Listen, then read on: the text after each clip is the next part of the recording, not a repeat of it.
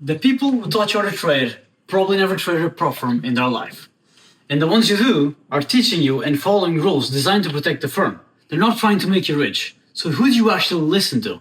So there are currently two types of conversation in trade right now. You have on one side the funded traders. Same risk every day, same model, consistent, disciplined, don't trade news. On the other side, you have the seven-figure floor traders. They trade news because volatility is opportunity. They have a different playbook for every different market scenario, and they apply risk differently. They have more risk for better setups and lower risk for low probability setups. And here's the thing, both sides think each other is wrong. What you need to understand is what side of the game you're on. Most people don't know which side of the game they're on when they're watching trading content. But today, we'll figure that out together. So today, we're going to break down the contradiction, what it means for you, and one concept that will change the way you think about trading forever. That concept is called expected value. And once you understand it, really understand it, you'll never look at a trade the same way again. The contradiction that nobody actually talks about. So funded traders, they follow rules designed to protect the firm's capital and not lose prop firm accounts. Seven-figure floor traders, however, they follow expected value. So which game are you actually playing? There are two completely different games. There's the prop firm playbook and there's a professional playbook. So one, they don't trade news events. They only trade once or twice per day, always same model, same risk, and same model every single day, super consistent, right? And they have the professional playbook. Trade news, volatility is opportunity, trade any IV setup anytime, size up on A setups and barely take any C setups, playbook for every market condition, and sit out when the context offers no edge for any of their playbooks. So one of these has rules to protect the prop firm's capital and not lose accounts, and the other filters every question through every decision through a question. What is the highest expected value action right now? And that's what we want to go into. So expected value is the only metric that matters to parry your trading. So this is a formula, which is basically when you write, how much can you make? And so the expected value just simply means that over 1,000 of decisions over time, what is the decision that increases the probability to the maximum and the reward to the maximum? Okay, and you obviously won't be able to calculate this over time. You're not supposed to calculate the formula. You're supposed to understand how it actually works. And so expected value is the average outcome of a decision made over 1,000 times. A plus EV decision makes money over time even if you lose today, and the minus EV decision loses money over time even if you win today. And so the real question is that you have to just ask every time you do a trade, like, is this the highest EV decision right now, or am I just wasting time or filling time? The reason why most professional traders lose is because they take minus EV trades out of boredom, FOMO, or forcing a model into the wrong conditions. And the professionals, their edge is basically being EV human calculators in real time. So they basically filter every decision through EV. When does your model has the highest EV? So this is basically some of my models. Okay, this is the displacement continuation model, and this is the range accumulation model. And basically, they only have EV when the market is in continuation, training market, and this only has EV when the market is in accumulation, okay? And if I have none of these, I have no model, okay? So basically, the system model is clear 4-hour daily displacement, fair value gap continuation on entries after taking liquidity and closing above ranges, and then just targets above, like external range targets, right? This is the high EV, this is the drive the Ferrari. This is the moderate EV where you're not sure what's going to happen, so you take a model that's more conservative, which is more when you have no 4-hour displacements. Basically, you're fading the boundary sweeps, the liquidity sweeps, and you're looking to inverse your logic to the other side and then taking the first RL target in internal range liquidity, or just simply EQ of the range, and you exit as fast as you can, 1RR, 1.5 maximum. You do not want to waste time here, okay? You don't want to waste money because you don't know what's going to happen. Price can revert back lower. So the funded trader just stick to one model, and they try to take the displacement model when it's in accumulation, and the other way around. But the winning trader, they ask which model is edged today and why, and am I even comfortable trading this model yet? So I only trade this one. If I'm only trading this one, is the market good enough for this model? And then you don't trade if it's not. That's it. So reading the right market conditions, and then choosing the car. So it's quite clear that when you look at this, price here is sweeping highs, right? And then going back to the other side of the range. And then when it sweeps lows, it goes to the other side of the range, right? And this is happening constantly. And when this happens, it's because we're in accumulation, we're really respecting more highs and lows than internal levels. So what should happen here for a trading market would be, as soon as we accept the lows, we would retest this and again go buy higher, right? So after taking this liquidity here, after taking this high, we would retest this and go back higher. But that's not what happened. So this is an accumulation model day. So you would look for, instead of taking this high, right, and then looking for this low and then looking for a retest and then back lower, you're looking for, after it takes this low, you're looking to invert your logic to take the equilibrium of this leg or the highs, right? And so as soon as you take this, you invert your logic and then you wait for a retest here or a continuation here or inversion or something that confirms your idea to the upside. And you want to target the conservative target, which is equilibrium or the internal range, but this is be less likely. So that's basically how to trade an accumulation market. The Ferrari model for the continuation model, it's very different. You can see that price has some phase accumulation, but after that it expands, it retests, it goes back lower, and then here it accumulates a bit, takes the high, then it retests, goes back lower, retests, goes back lower, retests, goes back lower. Here retests, goes back lower. Let me clear this. And then you have some sweeps of the highs, then retest, goes back lower, retest, goes back lower, retest, goes back lower, and then retest, goes back lower, retest, goes back lower. And you can see the trend, right? And so basically, this is when a retesting model where you wait for a retest and then trade back, it's way better, right? This is when you should trade those kind of models. And so basically, you have to invert your logic to trade in the right conditions at the right times, and you have to understand this very well. It's easy to understand when the market is continuously creating new structure below accumulation levels or higher. So the logic would be, as soon as you have like a clear level, you wait for a sweep, a confirmation of the other side, and you trade to the EQ or lower. And the continuation would be, as soon as you sweep the liquidity and then you close above this range, you wait for a retest and then trade it back higher, basically. In trading markets, you should let the trade run. In range market, you should just literally take whatever you can as fast as you can. So 1 hour, maybe 1.5 or something, but you should just take this money as fast as you can.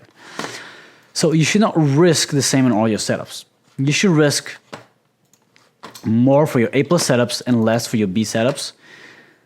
And maybe nothing at all for the C setups. Let me explain why. So imagine you're a pro-form trader and you risk 250 to 500 in every trade.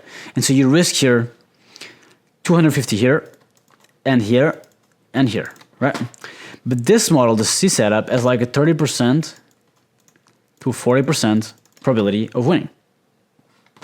The B setup is like around 50 to 55, and this one is like 60 to 70. So you see what I mean? Why would you risk the same here as you risk here? This model has clearly less probability, and this model has more probability. You just never got into the data and just understand what is the difference, right? And that's what you need to do. That's what we both need to do. That's what I need to do and work with you, because this is how my January was the best one ever, because I was really focusing on this. And so, for example, if you have like data that this model has like a 60%, 70% win rate, if you just take the setup, and then let's imagine it also runs more because it's like a continuation model. So you can do like 3RR or more consistently. So with this, if you risk more, imagine if you risk 500, you have more odds of winning and you have more odds of winning more. And so imagine you do this and you get 1.5K, okay, for risking 500. And imagine if you risk 250 and only took like 1.75R or 2R, you would have 1.5K versus literally 400 and something. 400, almost 500 if you do 2R. If you do 1.75 for 75, I think. Okay? So you see what I mean? You're literally betting the same size on a setup that has more probability of winning, has more probability of running more, and you're betting lower size. It does not make any sense, right? And so that's why you have to figure out, like, why would you even risk 250 on this one? This one does not even deserve full risk. Like, if it has like 30% win rate, right? You should just bet like like even 100 on this one, or maybe not even anything at all, you know?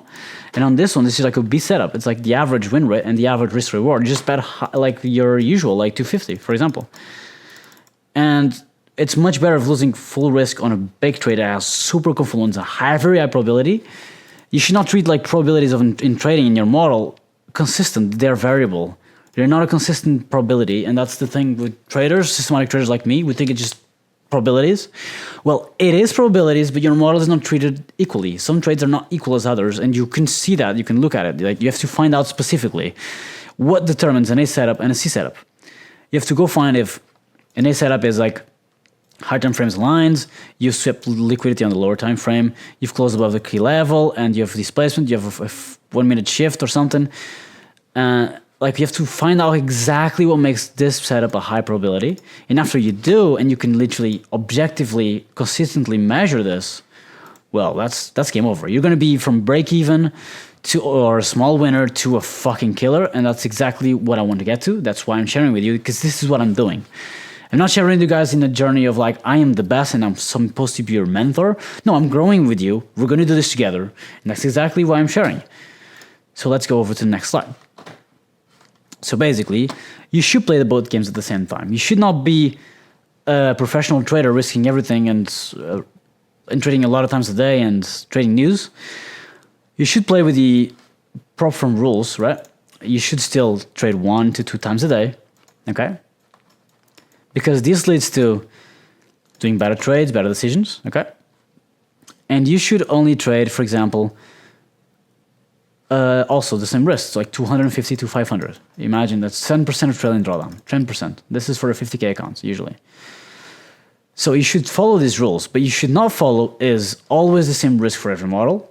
That should end. And you should not follow just having one model. And if you have more than one model, if you don't want to do that, if you just want to do one model, at least you verify very well what makes it very good or very bad. You don't want it to be trading that model when it's accumulation. You want to sit out, literally, okay? And so that's how you should apply EV for your modeling, for your trading. So you think about EV, and it's like, if the market is sideways, I'm going to use an accumulation model. If it's literally sideways, but it literally looks like so bad, you do not trade anything. If it's sideways, but it's not giving you the technical signal to enter, you don't use any model. If it's trending, but it's not giving you any technical to enter, you don't enter.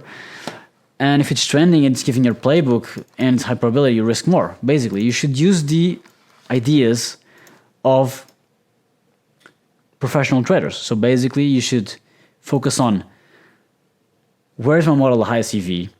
Is the current market condition matching my playbook, which reinforces the first idea? What risk is appropriate for this grade? So first is the grade, and then comes the risk. The grade determines the risk, because the grade in itself is a systematic approach that you figure out that gives higher probability to your setups. You cannot treat the same a 70% or 60% win rate setup the same as you treat a 30% one. Oh my God, my drawings are insane. So yeah, so the risk, the grade will then determine the risk, and then should you trade at all today or staying flat is the best of your decision? Sometimes it is. Okay, and so the framework for winning will be pass phase. If you don't know how to trade, you should trade slowly and strictly. If you know how to trade, you just gamble this part, honestly. It's a waste of time being on the pass phase. On the final stage, there's 2 different ways to go at it. I'll explain the next slide. But you should know your firm rules. You should never trade news, only to pass accounts. And if you don't add edge, you don't trade, basically. That's all there is to it. Yeah, so basically the biggest mistake people do is just they trade A, B, and C with the same risk.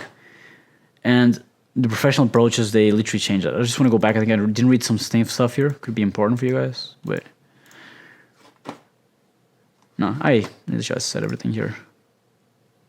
Yeah, so let's go over. So basically, prop firm trading is a business. This is the equation, okay? There's millions of ways to win this. And so basically is how much you pay to get accounts and how much you take out. That's the equation, literally, okay? So that's your net profit after that. So you can literally go in full aggressive mode where you just literally gamble the accounts with like 4 trades margin to lose the account or less. And you take a $2,000 payout and you just risk repeat because you've paid like 100, 150, you take 2,000, that's 20 times ROI. So that you can lose 20 accounts in order to lose your investment. So you can make 20 mistakes. So that's the idea of a prop firm aggressive edge. And you should trade this according to how you are. So for me, basically, I'm very systematic. I like to control almost perfection, right? But it's not very good for trading. I've learned that. But for example, what I can control is how I approach the market itself, the prop firm business. And I prefer like a smaller payout, more accounts. So imagine instead of doing a 2,000 payout, I do like a 500, 1,000, but I do like copy trading over 10 accounts. Over time, this systematic approach will win over this one. Absolutely. But somebody who can do this approach at the beginning, this approach will always win. Always. Somebody who can do this and then convert to this one will be a clear winner in a race of two traders want to get to $10,000. Somebody who can do this and then convert into this person will be an absolute winner. Okay? So what you have to figure out is how does your edge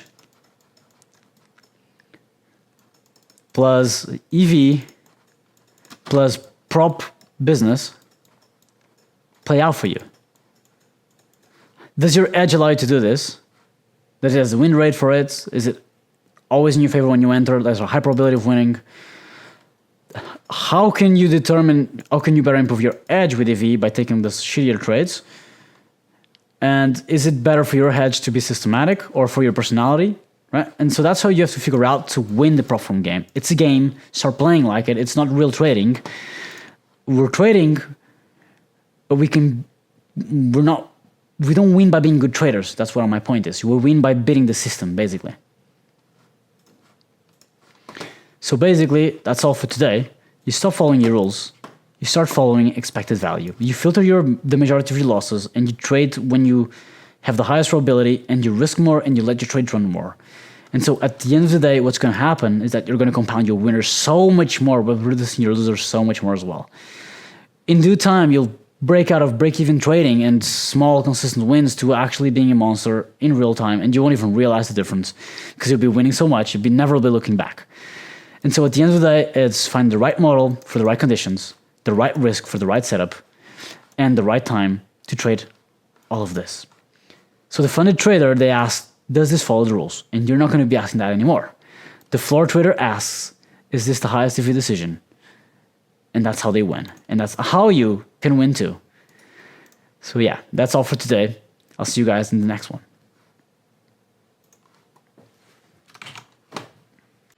So let me ask you again, the people who taught you how to trade, were they teaching you how to survive a prop firm? Or were they teaching you how to think like a professional? Well, now you know the difference, because those are two very different things. So now, you have 3 questions to ask before every single trade. Is the market profile and context matching my playbook? If so, which one? 2. Is staying flat the best decision for today? And 3. Is this setup A, B, or C? And what risk does that grade deserve? Stop asking, does this fit my model rules only? That is how you stay break even. That is how you stay inconsistent. And that's how you just follow other traders' rules and get nowhere. Start acting like a professional with the rules that I've given you today. This is what I'm building towards. A playbook for every scenario, the right playbook at the right time, and the right risk for the right grades. Not because somebody told me so, not because I'm following the rules of somebody else, because we have put in the work and we followed our own systems and our own maths. And if you're building the same thing, follow me and subscribe, and let's go on this journey together. We're not professionals yet, but soon we're both going to be, because we're putting the work together. See you in the next video.